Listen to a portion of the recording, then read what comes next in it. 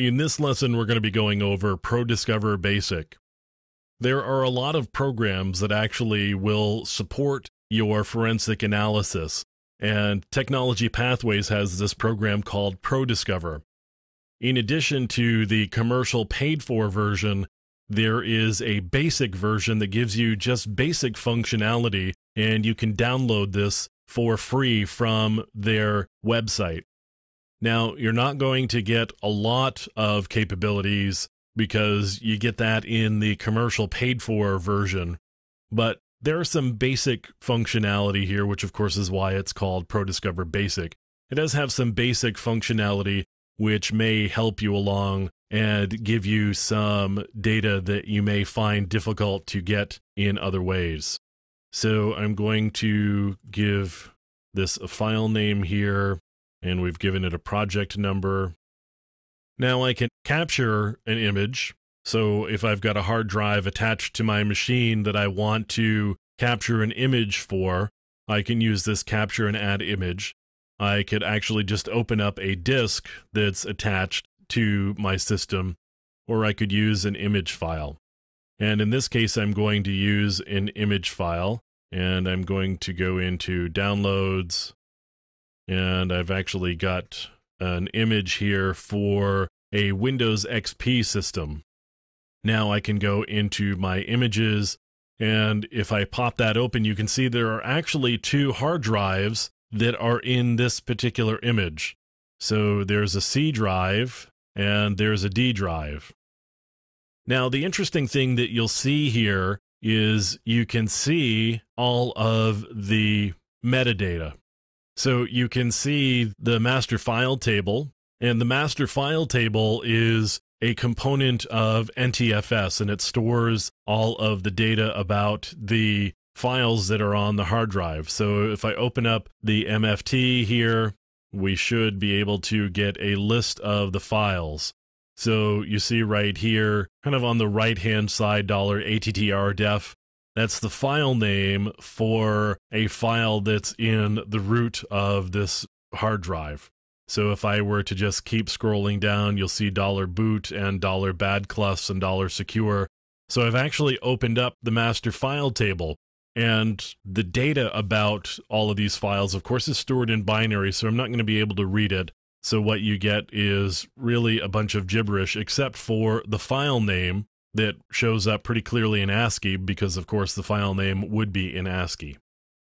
Now, there's not really much of anything on this particular hard drive other than these meta files. So I've got the boot file and the bitmap file, and as I said, the MFT file that we've been looking at. So I could open up deleted files. There's not actually anything there. So let's move on to the C drive. Now, again, we've got the same things on this drive as we did on the other. So we've got the MFT again. And again, you can see all of the file names that are there, just as they were on the other hard drive. So we've still got the MFT, and we've also got the log file.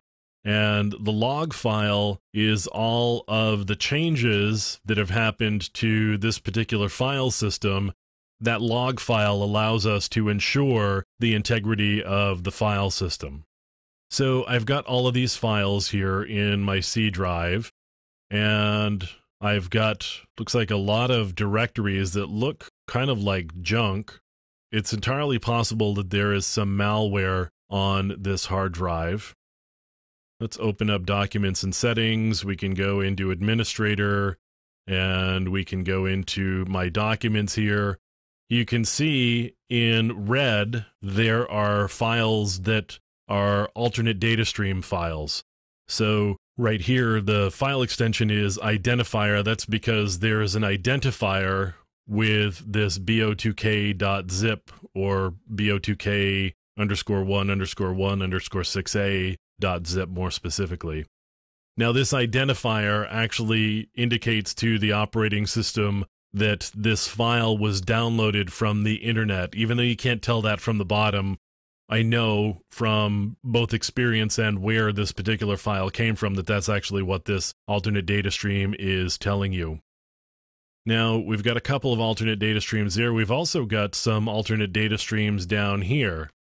So we've got, looks like some pornography, although these are actually 0 bytes, so there's not really anything there. But there's some alternate data streams in this directory here that are attached to this file, notes.txt. So one thing that ProDiscover allows me to do, so I can search for files named porn01. And it doesn't actually say whether it's going to look for just this section. Now you'll see if under search for the patterns, I could do match whole word or not match whole word. But if I do files, it just says named porn01. Let me actually attach the file extension here. And I've got to select the C drive. And now we can go whizzing off to try to find those files. So you can see that you've got just some basic functionality here with ProDiscover. The commercial version or the full version would give you the ability to go into more detail in an automated way. And of course, when you're done, and I canceled it, but you can see that it did find some files that were actually named that. Now, when you're done, you can actually generate a report and it will give you some data that was found and put it in a useful, readable way. So you've got some reporting capabilities with this program as well. But what it does give you the ability to do is visually look at the hard drive and be able to search for data in particular ways. And of course, it will also just break out things like alternate data streams and show you hidden files, directories, and just give you the data in a very raw fashion. That's ProDiscover Basic.